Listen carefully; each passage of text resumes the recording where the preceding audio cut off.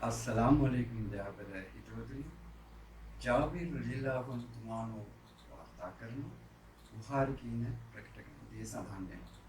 මුහම්මද් නබි සල්ලල්ලාහු අලයිහි වසල්ලම් තුමාණෝ විශේෂයෙන් මේ ආගමික උත්සව මුස්ලිම් වරුන්ට වැදගත් වෙන ආගමික උත්සව වසරකට දෙකක් ලැබෙනවා. එකක් තමයි වසරේදී රමලාන් මාසයේ පුරාවටම දිවා කාලයේ निराහාරව පානයක් නොපෙන උපවාස සීල රැකීමේ ඒ සතුට ප්‍රීතිය භුක්ති විඳීම සඳහා තිබෙන ඊදුල් ෆිතර කියන රමලාන් උත්සවය. අනිත් උත්සවය තමයි හජ් උත්සවය. එය හජ් වන්දනාවට සමගාමීව පවත්වන හජ් උත්සවය ඊළඟ උත්සවය.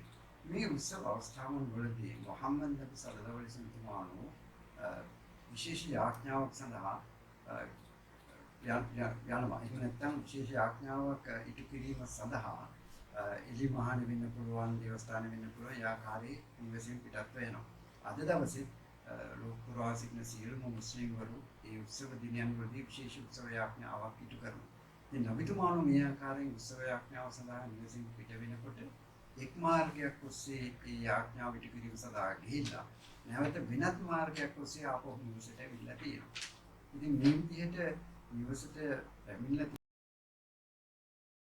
බැලුවොත් ඇත්තටම නබිතුමාණන් විශාල පිරිසක් මුණගැහිලා ආශිර්වාදයෙන් බෙදා හදාගෙන ඔවුන් එකිනෙකා වැළඳගෙන ඔවුන්ගේ ඒ සතුට ඒ වගේම අල්ලාහ් දෙවියන්ගේ ආශිර්වාද එකිනෙකා අතර හුවමාරු කරගැනීමේ අරමුණ ඇතුව තමයි නබිතුමාණන් එක් මාර්ගයකින් ඒ විශේෂ උත්සව යාඥාව සඳහා ගිහිල්ලා වෙනත් මාර්ගයක් ඔස්සේ නිවසට ඇවිල්ලා තියෙනවා.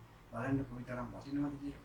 Taman එක් මාර්ගයක් ඔස්සේ ගිහලා අනිත් මාර්ගයේ ඉන්නේ විශාල පිරිසක් එක්ක ඒ